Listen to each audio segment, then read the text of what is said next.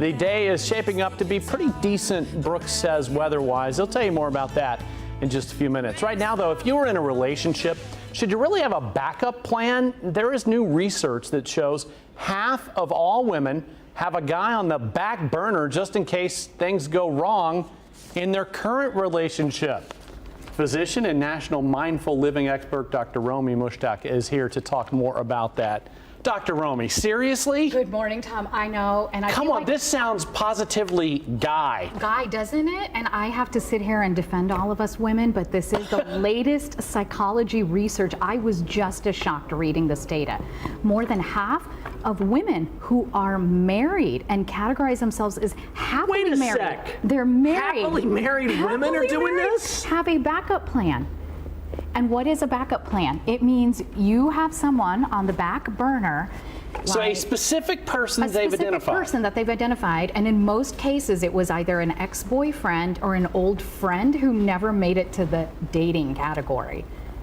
Get out of town. Unfortunately, yes. And the problem is social media has just made it too easy to have such a type of behavior. Right, so I know you're here to say, though, yes, watch out, because this Absolutely. is anything but good. It is, I agree. You know, mindset matters in relationships, Tom, and I tour the country teaching psychologists mindful living and how to apply it to relationships. And what is your mindset telling us if you have a back burner?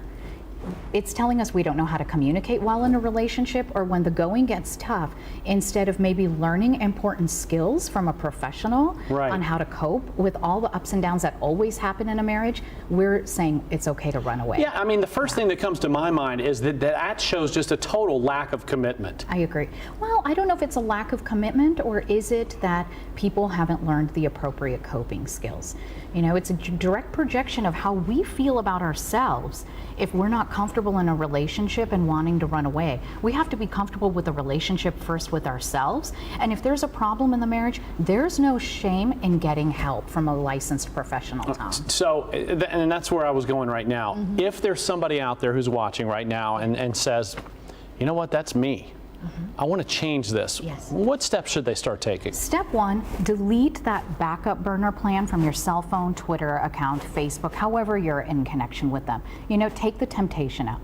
Two, find a licensed mental health therapist who specializes in couples therapy. We discuss it at nationalmarriageseminars.com. You can find free advice there and training for professionals on how to cope with such issues. And honestly, it may not be physical cheating, right? But if this isn't psychological cheating and emotional cheating, it sure is darn close. You know, Tom, you bring up such a great point. And what happens when we're emotionally or psychologically cheating, it's one wrong thing happens in the marriage or a hard time, and it could easily turn into a separation and a divorce. Absolutely. And we want to save couples and marriages, right? And it also, if one wrong thing happens, it goes from maybe social media contact to, hey, let's meet somewhere. You know, like absolutely. That. I agree. And you know what it is? The grass is always greener on the other side. You're just seeing that person's life on Facebook. You don't know what that backup burner plan is really going. Instead, take the time to heal the relationship with yourself and heal the relationship with your spouse. Don't look at that grass that's always greener. Cultivate the lawn you have. Amen. Right? Oh, that is beautiful, Tom. Dr. I love Romie, that. Yes. Always great to see you. Thanks a lot. Thank you.